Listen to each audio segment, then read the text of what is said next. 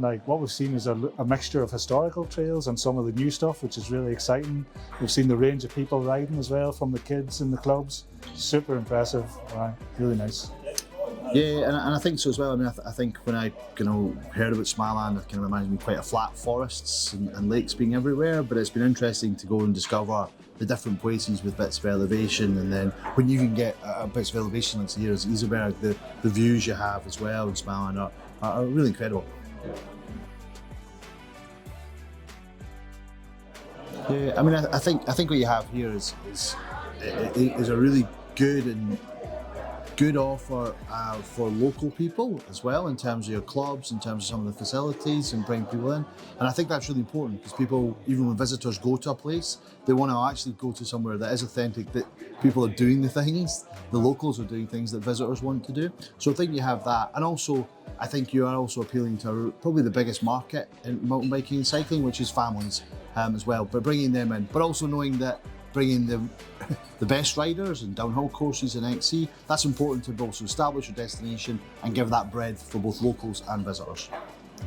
I think that's really key. If it's a good experience for locals, it'll be a good experience for a visitor, and that applies to the cycling, but also the hospitality and the transport and the welcome and everything. So I think it's all very interlinked. I do think the Iseberg resort as well is very impressive. What they've developed here from a tourism perspective, to actually have everything come in, to be so active, so family orientated, to have so many different levels of accommodation, so many different facilities. I think that's a real kind of gem that you have.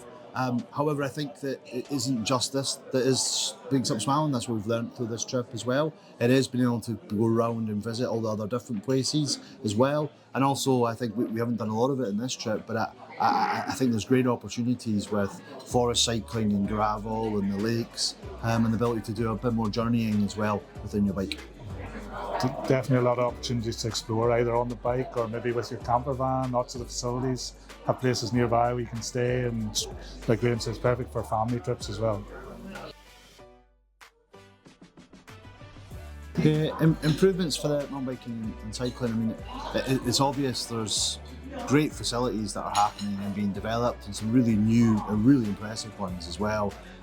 What we've been learning, we've been speaking to the locals about as well, is a little bit of an isolation, and I think we can bring it together and make it feel like a coherent thing across the whole of the area, and also bring a lot of the people with you in that process as well. So how do the people become integral to showing it? And also the people we've met have been so passionate, so enthusiastic, so knowledgeable as well about mountain biking, that I think they're one of the greatest assets.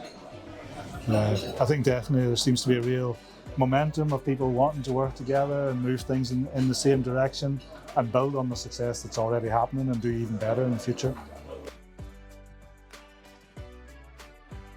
I think what we've tried to do here is share some of the successes from different parts of Scotland that we know about, and some parts of those could be used here or in different parts of Småland, and that might help address some of the issues or present a case study to someone that has worked here and we could try it in Småland.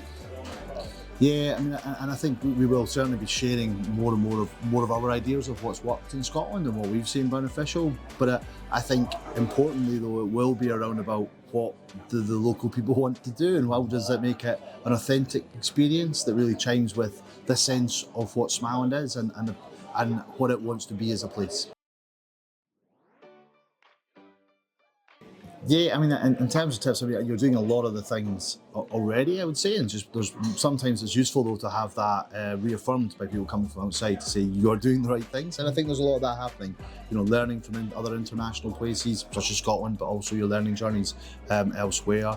I think supporting kind of your micro and your small businesses to really embrace it, and also your entrepreneurs as well within that. So I think you're doing, and then the local scene, which also is really going to be part of it. And it tends to be the local scene that'll generate your entrepreneurs. So there's a really virtuous circle that I think you can be built, that you are building, and you should continue to build and invest in more within.